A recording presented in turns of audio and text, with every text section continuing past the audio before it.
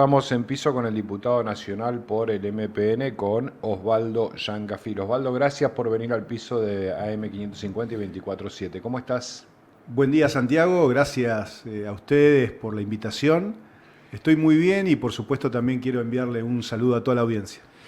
Bueno, lo primero, lo último que acaba de ocurrir, estuviste presenciando el discurso de Mariano Gaido en el Consejo Deliberante. ¿Qué evaluación haces de las palabras del intendente? Bueno, los números hablan por sí mismos, ¿no? Yo soy un dirigente y en mi vida me he manejado así siempre, que Sí. me gustan los datos.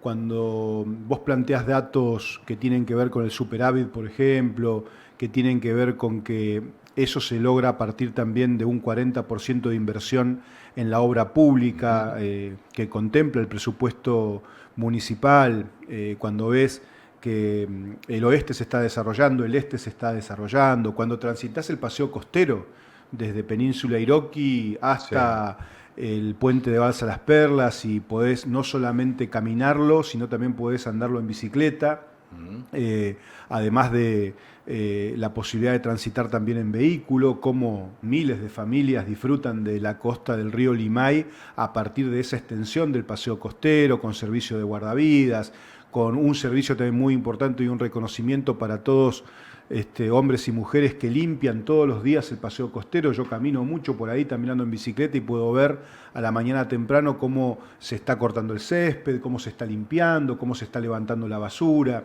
Y por otro lado, el desarrollo de la ciudad, ¿no? A partir del turismo también, que es un elemento importante para el comercio, para la hotelería, la gastronomía. Así que me pareció un discurso muy equilibrado, donde se manifiesta también un trabajo conjunto con la provincia. Así que creo que la ciudad de Neuquén está creciendo exponencialmente, entendiendo también que es un polo de atracción natural por el desarrollo de Vaca Muerta, con lo cual creo que el discurso de Mariano, que refleja sus años de gestión y fundamentalmente lo que piensa hacer para adelante, el centro de transferencia y centro ambiental que pretende Sí. construir la ciudad, que no solamente le va a servir a Neuquén, sino también a las zonas aledañas, hablan también de estar en equilibrio con el medio ambiente, la separación en origen de los residuos. Creo que hizo anuncios también que son muy importantes. ¿Qué reflexión te merece un tema que nos es caro a los sentimientos de todos los neuquinos, que es lo que está ocurriendo con los incendios, ¿no? Una desgracia natural. En principio no se descubrió mano intencional aquí en el caso de la provincia de Neuquén.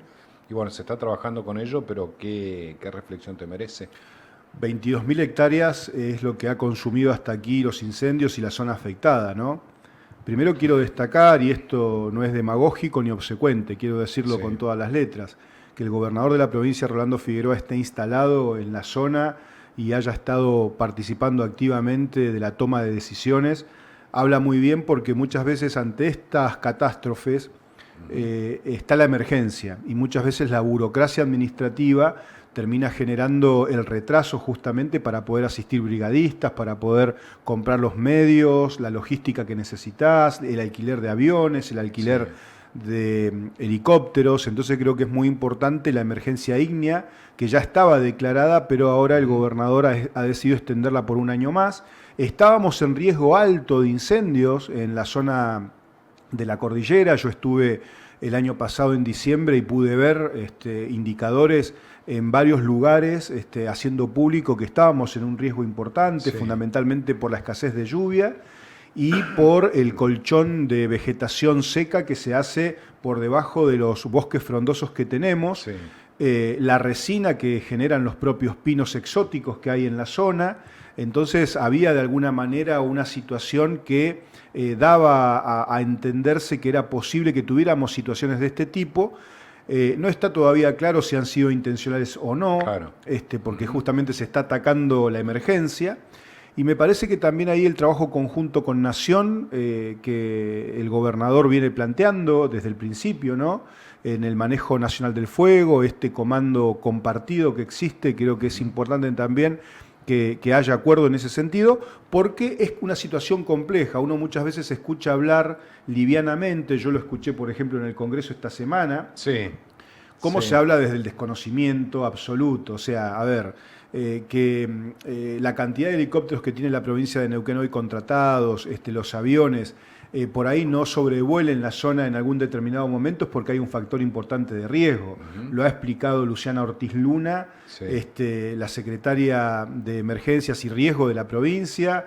Claramente, están en el terreno 800 brigadistas y muchas veces pones en peligro la vida de los pilotos cuando o en la columna de humo no te deja transitar o tenés vientos que van cambiando permanentemente, pero me parece que se está haciendo un trabajo de atención serio e importante en esa zona. Después tendremos que ver cuáles son los efectos que quedan. Claro. Por eso estamos buscando también declarar la emergencia a nivel nacional, pero supongamos que no se declarara la emergencia a nivel nacional. Sí. Aquí lo más importante son los decretos que pueda sacar el presidente, definiendo justamente la necesidad y urgencia a partir de lo que pasa en los bosques y de esa manera asistir a las provincias que están siendo afectadas. Bueno, se creó una agencia de emergencias bajo la cartera de Patricia Bullrich, que ahora absorbió todo lo que tiene que ver con el manejo del fuego bajo el Ministerio de Seguridad. Digo, es bueno que eso de aquí en adelante esté listo para cualquier emergencia, ¿no? O sea, sería ideal que sea así. Es una buena intención, ¿sí? Pero en el medio de la emergencia, naturalmente los brigadistas, la provincia no puede esperar a que se termine de conformar esa agencia. Claro, sí. Es buena la unificación, porque es cierto que muchas veces hay superposición en los distintos organismos respecto de lo que es el tratamiento de una emergencia de este tipo. Sí. Entonces, eso tiende a anarquizarse, con lo cual la respuesta llega tarde. Entonces, está buena la idea de poder centralizar todos los recursos. Es bueno eso. Ahora, creo que es importante sí que el gobierno nacional, más allá de que lo han manifestado, están trabajando de manera conjunta desde el primer minuto, este tipo de situaciones tiene que atenderse rápidamente a partir de mover los expedientes administrativos para poder llegar no solamente a la emergencia en sí misma, sino, insisto, a los efectos que esto va a dejar. Casas destruidas, claro, animales muertos, sí, zonas que va a costar nuevamente implantar allí un bosque al menos de especies exóticas de pinos como existe hoy en la Patagonia, pero naturalmente eso requiere de recursos financieros y ahí el gobierno nacional también tiene que comprometerse. Me meto en el Congreso, que tuvo actividad extraordinaria todos estos días. No sé si viste que el estudio que se hace todos los años de las intervenciones de los diputados, de 257 diputados, sos el número 19 en cantidad de intervenciones, algo que a mí me llamó la atención porque generalmente un diputado que no es el vocero de los bloques mayoritarios, sino que va del interior, es llamativa tu participación allí. Es muy buena tu pregunta. Y que hagas mención a ese estudio, es el estudio de una revista especializada, sí, que mide calidad institucional. Ese estudio tiene ya 10 años por lo menos que se realiza en el Congreso. ¿Y qué es lo que sucede? A ver, los diputados tenemos una responsabilidad, ¿no? Que es estudiar, sí, cada tema. Luego el poder de síntesis que puedas hacer en los 5 minutos que tenemos nosotros como monobloque, claro, para poder expresar justamente la fundamentación de los temas.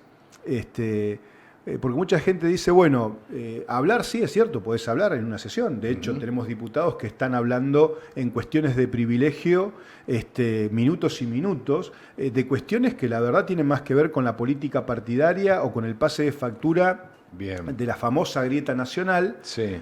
Sin embargo, nosotros lo que hacemos es fundamentar nuestras posturas dentro del Congreso. Entonces, cada video que hay de lo que hemos hecho desde la banca del Movimiento Popular Neuquino, que en definitiva es la banca de Neuquén, sí, no es la banca de un partido político, es la banca de Neuquén. Si uno hace un reconto de todas nuestras intervenciones, Santiago, queda ahí claramente establecida la postura, a veces en favor de las iniciativas que plantea el Ejecutivo Nacional, porque tenemos esa vocación, lo que creemos que es bueno para la Argentina lo acompañamos, lo fundamos, o bien cuando nos oponemos, como ocurrió con las universidades sí, o también ocurrió con lo que tuvo que ver el tratamiento del sistema provisional y los ingresos de los jubilados, que nosotros no acompañamos, también lo fundamentamos. Y con un elemento fundamental, sin entrar en el fanatismo de aquellos que gobernaron hasta el 10 de diciembre, que quizás ahora desde la oposición pretenden hacer lo que no hicieron cuando eran oficialismo o eran gobierno, y el oficialismo actual o el ejecutivo, que muchas veces a partir por ahí de la agresión, de la descalificación hacia el Congreso, pretende de que uno sea un levantamanos. Entonces, ¿qué hemos decidido nosotros? Una mirada estrictamente provincialista de las cuestiones nacionales. Entonces, sí, aquellas cosas que afectan a Neuquén, nosotros también hacemos oír nuestra voz en función también de un trabajo que venimos haciendo de manera conjunta en términos institucionales con el gobernador de la provincia. Y haber quedado en el lugar número 19 en la cantidad de intervenciones y pedidos de palabra en las sesiones especiales que hemos tenido hasta aquí, es muy bueno porque uno hoy se ve mezclado con diputados como Pichetto, como claro, Los Penato, bueno, varios diputados que tienen muchos años en el Congreso, y después ver reflejado que lo que estudiaste lo pudiste fundamentar en la sesión en 5 minutos, creo que es positivo para nosotros. ¿Por qué suspensión de las PASO? Bueno, la gente generalmente dice, bueno, era un mal gasto. Yo creo que fue una oportunidad de ganar en calidad democrática e institucional, pero que la política en definitiva no lo supo aprovechar, y hoy tal vez sea acertado suspenderla justamente por ese motivo, ¿no? No sé cómo fundamentás vos tu acompañamiento a eso. Coincido con lo que decís. Es una fundamentación absolutamente técnica y realista. Nada tiene que ver con un posicionamiento político partidario. Yo creo que el error de las fuerzas políticas nacionales y de quienes gobiernan es que utilizan herramientas que buscan fortalecer la democracia para una conveniencia estrictamente partidaria personal, ¿no? Claro. Cuál es ganar una elección de medio término o ganar una elección a presidente de la nación.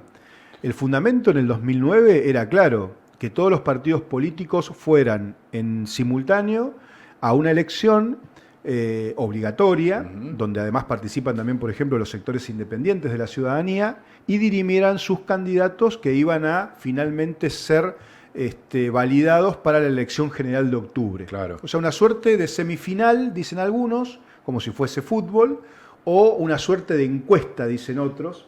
Que democratizaba también hacia adentro a los partidos, ¿no? Porque lo que entre otras cosas, se podía evitar que los partidos no tengan oxígeno, que no tengan una actividad democrática hacia adentro. Los resultados han sido que en las últimas elecciones muchas de esas fuerzas políticas han presentado una sola lista, claro, con lo cual no hay interna, pero de todas maneras tenés que ir a votar igual, claro, porque tenés que lograr el 1.5% de los votos para poder luego competir en la general. Ahora, en una elección ordinaria, lo que ocurría antes es que esa lista quedaba proclamada automáticamente, sin necesidad de ir al acto eleccionario, que es donde está el gasto. Claro. Después, la innumerable cantidad de boletas que se imprimían, millones y millones de boletas, que surge del financiamiento que otorga el gobierno nacional o la Cámara Electoral Nacional a los partidos políticos y se distribuye proporcionalmente. Hay un ejemplo claro, en una de estas elecciones un partido político imprimió 20 millones de boletas y sacó 200.000 votos. Sí. Y por otro lado también la típica vivada argentina, de listas que saben que no tienen ninguna posibilidad de ganar las elecciones, pero en búsqueda de esa proporción que toca de recursos que le entregan al partido político el gobierno o la Cámara Electoral Nacional, se presentan, y después cuando ves los resultados es un 98 a 2. Es casi un emprendimiento económico, presentémonos para cobrar la cuota parte que nos corresponde legalmente, digamos. De hecho, hay muchas de esas listas que han jugado en las últimas elecciones que hoy no se pueden presentar porque no han rendido el dinero. Entonces, hoy tenés más o menos 700 partidos políticos que están con trámite de caducidad en la Cámara Electoral Nacional, atento a que no han cumplido con los requisitos mínimos indispensables para poder seguir siendo un partido político. Recordemos que los partidos son la base de nuestra democracia argentina, o sea, son importantes. Pero también, Santiago, convengamos que está devaluada la actividad política. Los partidos políticos, para que vos tengas una idea, hoy en la confianza de la gente mide solo un 6%.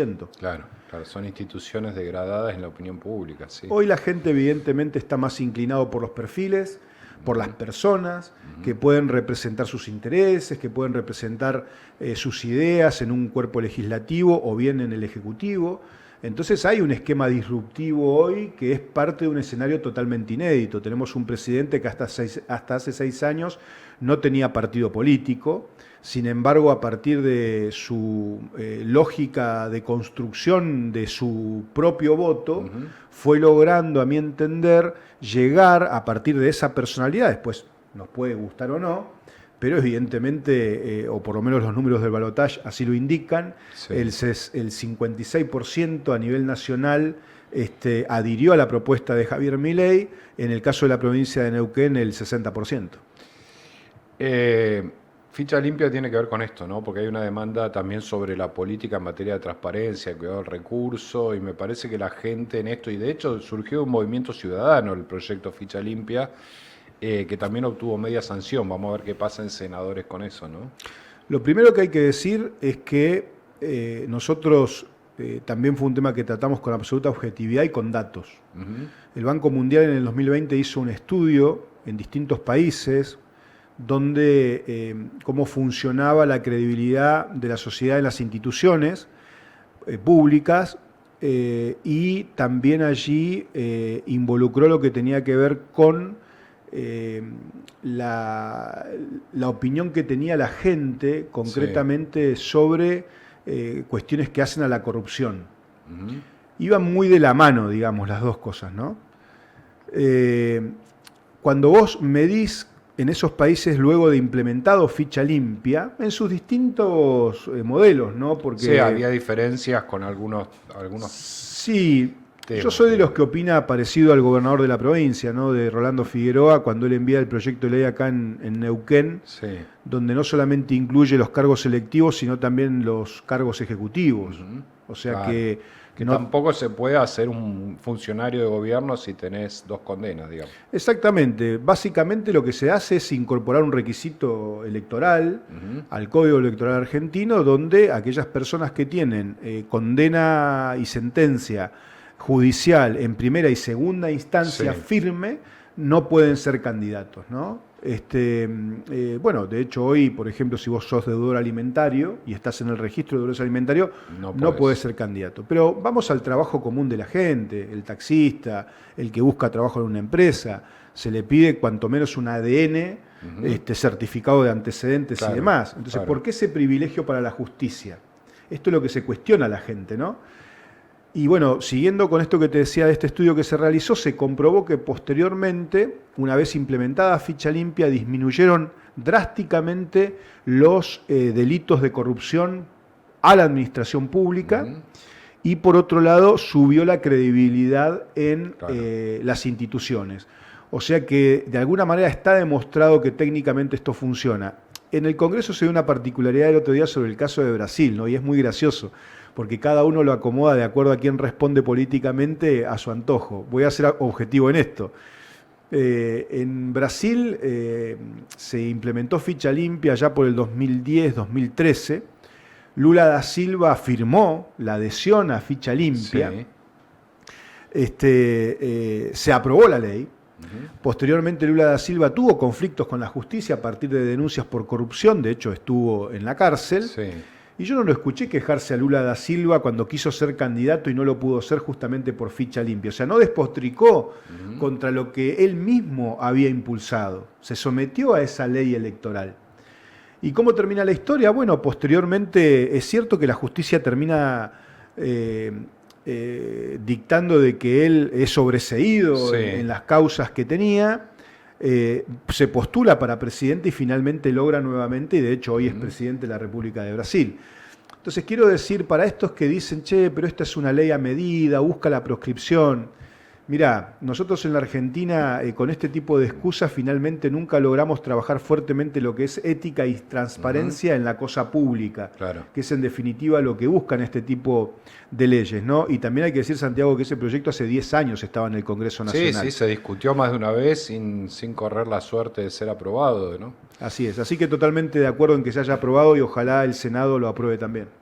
Bueno, otros 2 proyectos que pasaron por el Congreso fueron el de reiterancia y el de juicio en ausencia. ¿Qué opinión te merecen? La modificación del Código Penal y del Código Procesal Penal eran importantes en Sí. esos 2 conceptos, ¿no? Porque tenemos nosotros individuos o delincuentes que han cometido delito, vuelven a incurrir en el mismo y no hay un endurecimiento de las penas. Y Claro. yo creo que era importante esto, ¿no?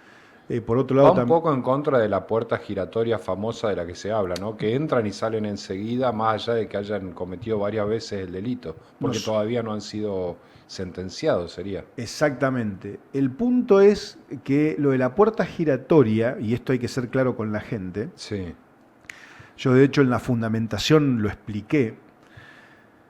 ¿Estoy de acuerdo con la modificación del código, endurecer las penas? Sí, voté a favor de reiterancia y reincidencia. sí, Ahora, hay dos factores.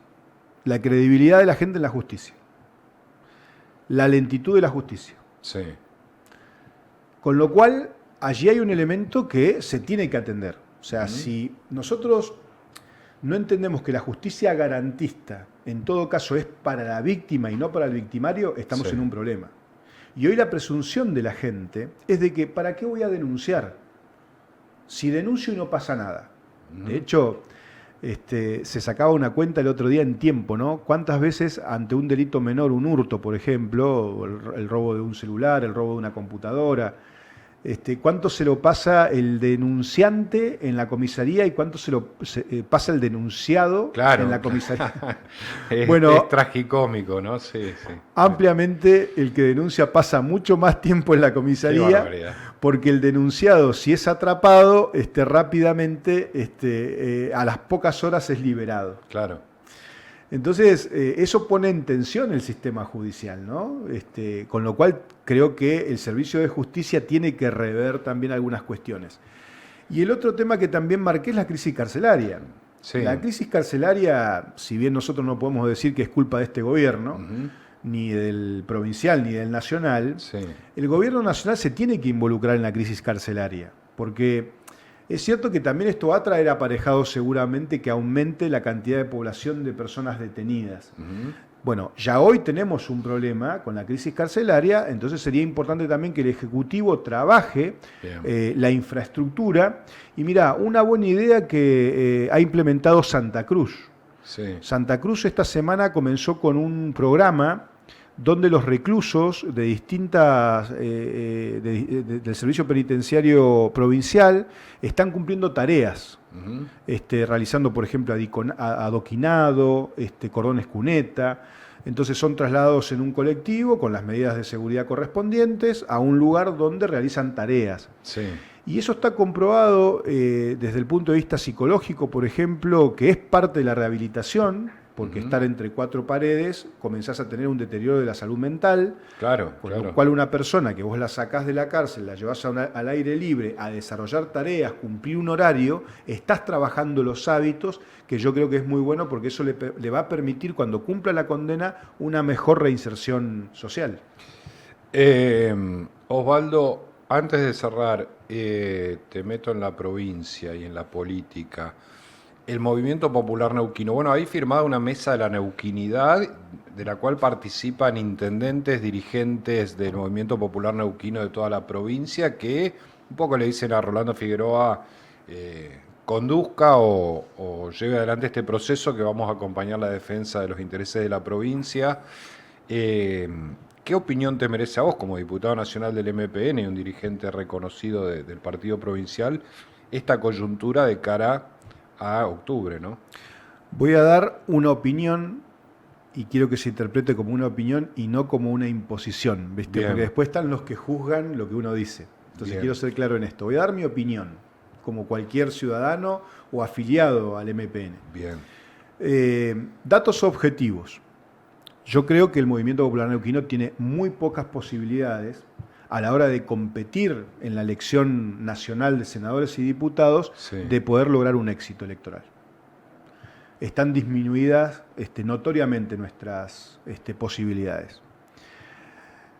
Hechos históricos. Siempre para el MPN fue una elección compleja. Claro, incluso siendo gobierno. Siendo gobierno, exactamente. Y el año pasado logramos un 6%, perdón, en el 2023, en las últimas elecciones de diputados, logramos un 6%. Hay que recordar que yo estoy cumpliendo con el mandato y periodo de Rolando Figueroa, que fue Sí. electo diputado nacional en el 2021. Este mandato finaliza el 10 de diciembre del 2025, este año. Yo estoy Sí. finalizando ese mandato. Entonces, allí desde los resultados propiamente dichos, tenemos pocas posibilidades. Yo creo que acá hay dos modelos que se van a discutir en las próximas elecciones. Un modelo provincialista y un modelo centralista que está claro, manda desde Buenos Aires, sea a un sector de la grieta o al otro sector de la grieta. Nosotros somos de los que decimos en que a nivel nacional nosotros no adherimos a ningún proyecto nacional y respetamos el partido de Javier Milei, respetamos el partido de Cristina Fernández de Kirchner. Pero creemos que aquí en Neuquén lo que se deciden son los representantes genuinos que va a tener la provincia en el Senado y en diputados. Y allí es donde hay una conveniencia en el voto para los neuquinos que tiene que ver con un proyecto provincial que va a acompañar lo que el gobierno nacional está haciendo bien, porque no somos fanáticos, Bien. Pero naturalmente va a hacer oír su voz en aquellas cosas que perjudican a la provincia de Neuquén. Voy a dar un ejemplo, ley bases. Sí. Ley bases, nosotros modificamos la ley 17.319, que es la de hidrocarburos. Si mirábamos la redacción del gobierno nacional, claramente querían avasallar competencias provinciales, como por ejemplo la entrega de concesiones, lo que es el fortalecimiento del sector midstream, que es el transporte, la energía. Sí. Sin embargo, nosotros hicimos un trabajo con el gobernador Figueroa, con el ministro de Energía, Gustavo Medele, Sí. y logramos que el 80% de las propuestas que hacía Neuquén en la modificación de lo que había enviado el Ejecutivo se aceptaran. Y la ley salió finalmente, como te digo, con ese 80% de modificaciones que nosotros planteamos. ¿Y por qué lo hicimos? Porque el 70% del presupuesto neuquino se basa en los hidrocarburos. Entonces digo, allí hay un ejemplo claro de por qué yo creo que quienes somos del Movimiento Popular Neuquino o adherimos al Movimiento Popular Neuquino, podemos sumarnos a una propuesta provincialista. Bien. Con lo cual yo veo con buenos ojos lo que han hecho los intendentes, 34, que también son afiliados al Movimiento Popular Neuquino, pero que además en sus equipos técnicos y políticos tienen afiliados al Movimiento Popular Neuquino en cada una de sus localidades y adhieren a esta idea de que sea el gobernador de la provincia el que pueda definir los candidatos. Y lo mismo me pasa con las 20 seccionales, sobre las 22, más lo que ha ocurrido con Centenario, que también ahí vi que hay dirigentes del MPN, convencionales, concejales que firmaron acompañando también esta iniciativa, con lo cual uno puede ver ahí que hay un componente territorial muy importante que está pensando en función de esta opinión que yo también planteo. Y te voy a agregar algo más, que quizás traiga algo de polémica, Santiago. Yo el otro día escuchaba una convocatoria supuestamente de la militancia, supuestamente de la dirigencia. El MPN son mucho más que 15 personas que se van a manifestar porque el partido no está debatiendo este tema. Si vos me preguntás a mí en el fondo de la cuestión, yo estoy de acuerdo en que hay que debatir. Estoy de acuerdo en que hay que discutir, en que hay que expresar las opiniones, pero yo no estoy de acuerdo en que esto sea a partir de la presión. Y se le dio una dimensión a esa situación que a mí la verdad me sorprendió. O sea, ¿no es representativo este grupo de todo lo que está en tu opinión? Yo creo que 15 personas no representan el interés. Como te digo, eso es subestimar a 34 intendentes del Movimiento Popular Neuquino que llegaron por el voto a ese lugar y que seguramente sus equipos están acompañando lo que piensan esos intendentes. Presidentes de seccionales, seguramente no todas las seccionales van a estar de acuerdo en todos sus integrantes, pero seguramente una gran parte de esos integrantes están de acuerdo en lo que los presidentes de seccionales han firmado. Y si vos me preguntás a mí, como dirigente del Movimiento Popular Neuquino, diputado nacional, también he trabajado fuertemente territorialmente.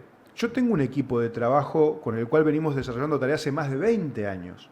Y nosotros estamos de acuerdo con una lógica provincialista porque está en el ADN del MPN. Sí, es un poco la famosa defensa de los intereses de los neuquinos que desde don Felipe está en el discurso. Exactamente. Ahora, no significa resignar nuestra historia de ninguna manera. Lo que nosotros no podemos hacer es ir a hacer un papelón más a una elección después de la derrota del 2023. ¿Tenemos que discutir en el partido? Sí. El año que viene se renuevan autoridades partidarias. Sí. Vayamos ahí y discutamos en ese marco si queremos una nueva conducción, pero respetemos a quienes fueron electos en sus mandatos hasta el 2026. Y esto no tiene que ver con estar a favor o en contra de quienes conducen el partido, a favor o en contra de la militancia. No, tiene que ver con datos que son absolutamente objetivos. Y yo creo que allí es donde aparece una buena oportunidad, y me parece que Rolando, que es un dirigente que se formó en el Movimiento Popular Neuquino, todos lo saben, sí, fue intendente, fue diputado, fue vicegobernador de la provincia, está abriendo los brazos para que se pueda hacer una construcción colectiva a través de un frente provincial que, insisto, está en nuestro ADN. Rolando, ¿qué es lo que yo veo? Él rescata todo lo positivo que ha hecho el Movimiento Popular Neuquino a lo largo de los años. 60 años de gobierno. Recibimos una provincia pobre, endeudada, con tuberculosis y diatidosis, 160 por mil de mortalidad infantil, sin escuelas, sin hospitales, sin comisarías, sin vías de comunicación. Bueno, todo eso lo construyó el Movimiento Popular Neuquino. La política energética, que es un ejemplo a nivel mundial de estabilidad, de reglas jurídicas y de estabilidad económica, también la está continuando. Pero también hay que ser humildes en que hemos cometido errores. Y esos errores yo creo que Rolando está trabajando para poder corregirlos. Entonces digo, no es que yo soy fanático de Rolando Figueroa, de hecho estoy trabajando institucionalmente desde mi rol como diputado nacional con él. Ya llegará seguramente el momento de hablar de política con Rolando. Yo no tengo una postura determinada en el sentido de qué voy a hacer de cara al futuro. Digo, yo no pienso o no está en mis expectativas quizás repetir como diputado o ir en una lista de senadores, pero sí me gustaría ser parte de un proyecto político provincialista, porque esa es la lógica del MPN, que pueda competir con los partidos nacionales y seguir defendiendo Neuquén como siempre lo hemos hecho. Osvaldo Giancafilo, muchísimas gracias por haber venido a los estudios de M550. Te agradezco muchísimo tu presencia y este rato compartido. Gracias. Gracias a vos, Santiago, y a todo el equipo de la radio. Y gracias, por supuesto, buen día a la audiencia. Diputado Nacional Osvaldo Giancafilo.